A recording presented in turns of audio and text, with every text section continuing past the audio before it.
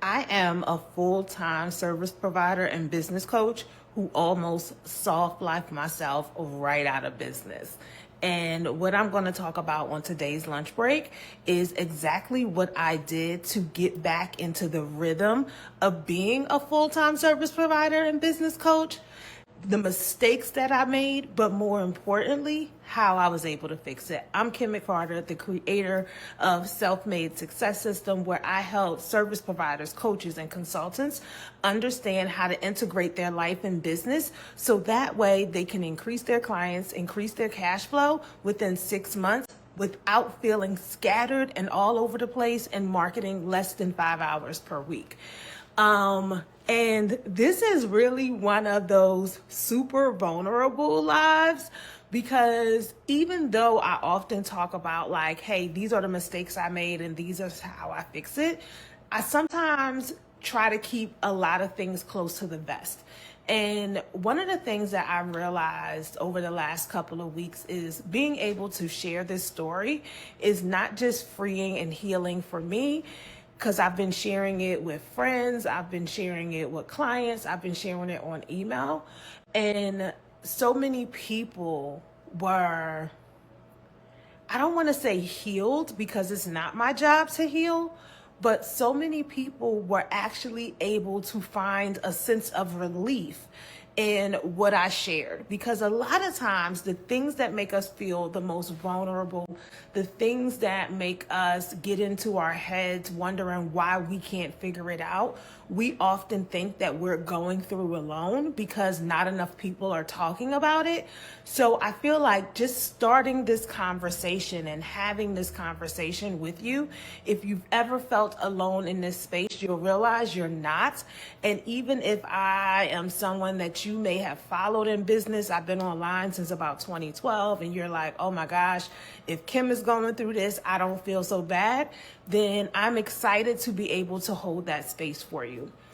In 2018, my mom passed. It was suddenly, it was unexpected, it was really heartbreaking. And even though my mom had passed, I had this sense of pressure, is the best way to explain it. Because my immediate reaction when my mom passed was to be like, what does God have in store for me that my biggest cheerleader had to go on the other side to make sure I did the work. So I had this pressure where I was like, I gotta figure it out. I gotta be a success. And it was self-imposed pressure. It wasn't pressure my mom had even put on me when she was living. It was just like, I guess now that I'm on the other side of it, I realized it was my coping mechanism. I am my mom's baby girl. I am the youngest by 12 years. When I was born, my siblings were 12, 15, and 18. And I've always put a lot of self-imposed success milestones on myself that no one else in my family did. And they probably didn't even realize that I was putting these self-imposed pressures on myself. So when my mom passed in 2018, those self-imposed successes became even more strict, became even more hard. And I went through this year of grieving and trying to figure it out where I was just like, I'm done. I don't want to do this anymore. It's too much, especially by the time the pandemic came around and everybody was just so go, go, go, go, go in business. And truthfully, I was just over it. And now that I look back, I see that my overness of it was really me masking grief, me masking heartbreak, me not really truly dealing with it, especially because so many people was like, I love your bounce back. And I got into this space where I just got really comfortable. I was working as head coach in someone else's business and I was making great money there.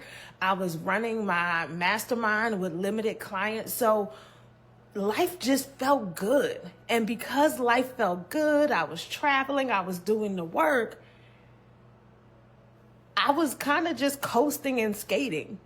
And it was the first time in my life that I ever was in a position to coast and skate until I felt like the bottom was pulled from under me.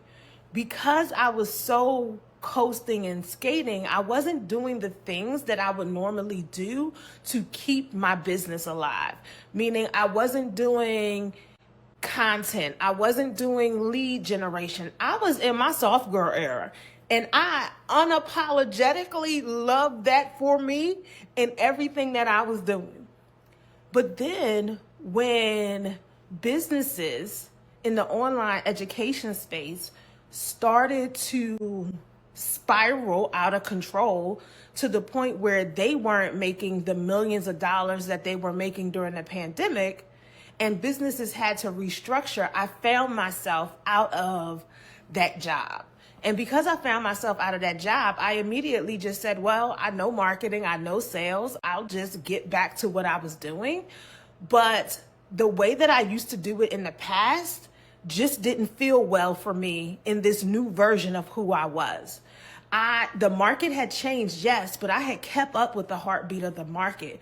But all of the hustle and the bustle, I was just like, this is not what I want. I want the soft life. I like the idea that I can be in a space where I work 3-4 hours a day and I still make tens of thousands of dollars every single month.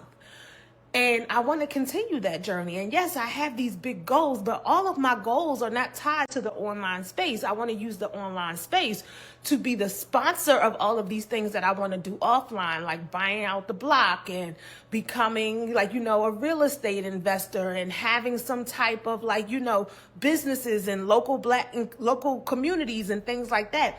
I want to do all of those things, but this online stuff, this is just the sponsor of that. So being tied to a business that's online and I have to work 8, 9, 10 hours a day, that's not for me. I need the business where I can feel like it's part-time, 15, 20 hours, still make tons of money. And I need to figure out a way to do that that is sustainable, that is ethical, that is calm. And I went on a journey to figure that out. How was I able to figure that out? Because I've been in the space since 2012. I've been building sales funnels since 2014. So I knew what I had to have in place. I just had to find the right calibration of all of the systems. And when it came down to it, I realized that one, I needed a way to continue to establish authority and gain visibility. Once I was able to establish authority and gain visibility, the second thing I needed to do was generate leads. Once I generate leads, I needed to make sure I had a way to move people through a customer buyer journey that took them from, hey, I just found you, it's nice to meet you, to, hey, I trust you with my money and I would love to be in your mastermind, your programs, or I'm willing to buy your digital products. I knew that if I had those three systems, I could have the calm, the release, the soft life in business. Here's what I didn't realize at the time. I was so used to being someone in my business and being someone in my life that I wasn't working in a way that integrated and locked the two things in place. And what ended up happening was I was in this go hustle mode in the business, figuring out all the pieces, but then I would crash and burn every day because I wanted to be feminine. I wanted to be soft. I wanted to feel like I was provided for and taken care of. And it started to create a clash. And the reason it started to create a clash because now I'm in a new state of mind. I'm in a new state of being. At that time, I wasn't the Kim McCarter that I was years ago. I was a different version of me. And this version of me that I was living in at the time was refusing to be separate. And I didn't realize that was what was happening until I had this aha moment where I was like, I need to be able to do both of these. And I had to figure out what were my non-negotiables in business that were clashing with my non-negotiables in my personal life. That was when I changed my entire goal system. I normally had a goal system was like, well, for every business goal, you have to have 2 personal goals. I changed my goal system so that way all of my goals had to interlock and interconnect with each other. I had to be conscious of the idea that am I creating a goal in one area of my life that is in complete competition with another goal in my life? And how can I make sure that my goals are actually aligned actions? Doing that freed me in such a way that I didn't even know was possible. But once it did, it was like, oh, this is what they mean when they say game changer. This is what they mean when they go, I can never go back to doing it that way again. When I started doing that though, I started to realize this was a level of clarity that I hadn't had in a long time.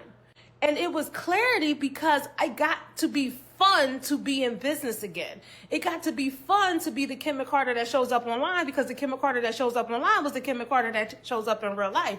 It got fun to be the Toronto Trap Queen. It got fun to be in create mode. And when I started working through this process, I was like, okay, now let me systemize this. Let me productize this. Many years ago, over 10 years ago, I read a book called Built to Sell. Built to Sell changed my whole outlook on business, because it showed me that even as a service provider or someone who typically has an intangible thing, it needed to be productized. Because if people can't do your job without you being in it, you could never sell the business. So because that's how I think, I was like, okay, I now have a system that's working for me. I'm introducing the system to clients, is working for clients. I need to get this work out of my head and I need to get it productized, because if it's productized, it's Robin duplicatable. I can do the process over and over and over again. The easier it is for me to do the process, the easier it is for me to serve clients. But I don't want it to just be easy to serve clients. I want to make sure that I'm serving clients in excellence. So how can we make sure that not only is it easy and efficient, but it's also done at a high level of excellence? In doing that, I realized that, okay, sales funnels are great, but sales funnels usually lead to one thing. We need to make sure we are operating in our sales ecosystem. And this is where my circular sales system was developed, because a circular sales system says you have a core transformation and you have a core result that you offer. And anything that you offer has to lead people back to that core transformation and that core result. Knowing that you have a core transformation and core result, you now also know that you probably have a step-by-step system. This step-by-step system becomes the solutions that you provide.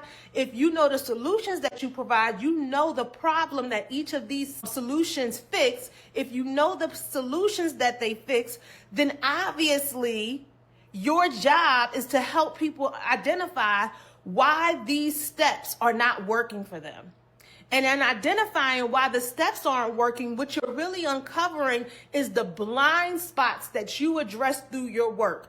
And if you know the blind spots that you address through your work, you can help people understand why you are a person who can help them fix their problems. And when I started looking at it like that, I was like, this feels good. This feels safe. This feels fun, because I'm not trying to get focused on being in someone's head. I'm focused on the solution that I provide. And that's the only thing that I can control. The only thing that I can control in the marketplace is the solution that I provide. And as long as you know the solution that you provide, and you know the only thing you're responsible for controlling is you get to get back to the fun of being at work. You get to get back into the fun of being creative, because you're not focused on what's trending. You're not focused on what the algorithm is doing. You're not focused on what your competitors are doing, because you are only focused on the one thing the one metric that you always have control of, and that is the solution that you provide. And taking that solution and saying, okay, now I can create my high ticket offer. Now I can create a digital product. Now I can create a lead magnet. Now I can move people, this is a key piece, from social media to an environment where I can build a deeper relationship with them. Because when I move them to an environment where I can create a deeper relationship with them, I can give them a behind the scenes introduction of who I am, the work that I do. I can help them understand their blind spots better. I can move them through the buyer journey even more and in a crystal clear perspective, so that way when it's time for me to launch or when it's time for me to sell, they're already bought into the process because I've already built trust. A lot of times, so many of you cannot move people through the buyer process because you are removing the very mechanisms you need to have in place to build trust with people. You are so focused on trying to sell your high ticket services from someone's social feed that you aren't doing anything to help them understand that you have access to the tools, the information, and the resources that can help them uncover their blind spots. And if you can help them uncover their blind spots through the work that you do, they will invest. But also understanding this is something that you have to do that I didn't even realize that I was doing until my therapist brought it out of me. I had inherited PTSD from other people's traumas in their entrepreneurship journey. It wasn't even my own trauma. I was so busy absorbing the information that people were sharing about everything that was going wrong, because remember, go wrong content agitates the algorithm. When someone is stressed or they're complaining, those are the things that move up the algorithm because more and more people get involved in it. So every time somebody was having this thing, I was like, oh, well, I don't want to do that because I don't want to do that. Or I'll make sure I don't do that so that don't happen to me. But I had never been in those situations in the first place. And not only was I inheriting PTSD through their traumas, it was also forcing me into a box to play small, meaning I wouldn't make very specific claims about the work that I do.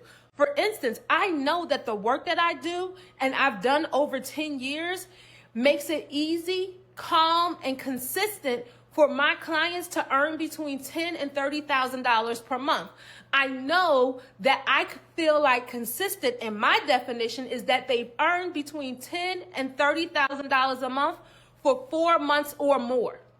So the reason why this is important for how I define success and I define outcomes is because just because someone had a $30,000 launch, but then they go on to make $5,000 a month, I don't consider that someone who consistently earns between $10,000 and $5,000 a month.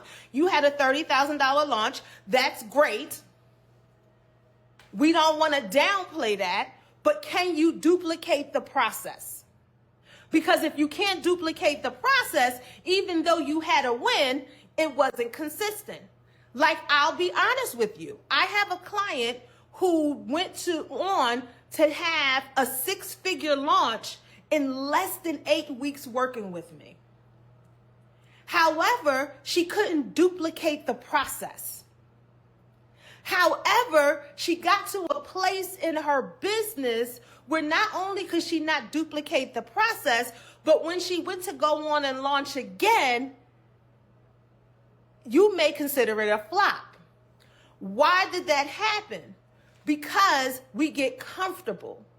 We go, oh, I did it. I got comfortable. You know, Monray said this a couple of weeks ago. She was like, y'all started making $10,000, $15,000 a month and started hiring chefs and nannies. That ain't money where you hire chefs and nannies. That's money where you double down and get consistent in your business. The reason why that's important is because while also being someone who's active on social media, somehow I ended up in conversations seeing people talking about business coaches and how they felt like they got scammed and this and that. So I shied away from income claims. Quietly, softly, put them away. Even though it was my trainings that were income claim based that made me the funnel track queen, that made it easy for me to sell funnels that were worth $10, $12, $15,000, that made it easy for me to build the multi-six-figure business, that made it easy for a $10 million coaching company to say, hey, I need you to come in and coach my clients. It was my work with those income claims. But then I got in this soft girl era and I started let me sit down for a little bit. And I allowed myself to come outside of my greatness. And the reason why I'm sharing this with you guys today, because I don't want you to come out of your greatness. I want you to be able to talk your bigness. I want you to be able to go, you know what? This is the work that I do and this is how I do it. Because guess what? If you don't big yourself up, ain't nobody else going to big you up. If you don't stand 10 toes down on the work that you do, why should I stand 10 toes down on the work that you do? If you really believe like, hey, I am an expert in this. This is what I do. This is what I put my 10,000 hours in, then you got to talk about it, baby. And if you're not willing to talk about it, then we don't have no reason to believe you. It was in bringing all of this out that I started to realize the reason why so many people shy away from the work that they need to be doing on themselves and in their business is because they're trying to force themselves to create pain point content. Pain point content is what's keeping you paying small. It's what's keeping you confused. It's what's keeping you an overthink because you have no way to get inside of someone else's head. You have no way to figure out what's keeping someone up at night. You have no way to figure out what they're Googling. All you do know, the one thing that you control is this is the solution that I provide. This is what I'm an expert in. This is what my 10,000 hours in. This is when if you handed me a mic and say, hey, I need you to answer this question, I can stand up here and I can talk about it for 2 hours to fill the gap in your conference timeline. When you understand what that is and you stay in that side of your lane, guess what? The content becomes easy and the content becomes fun.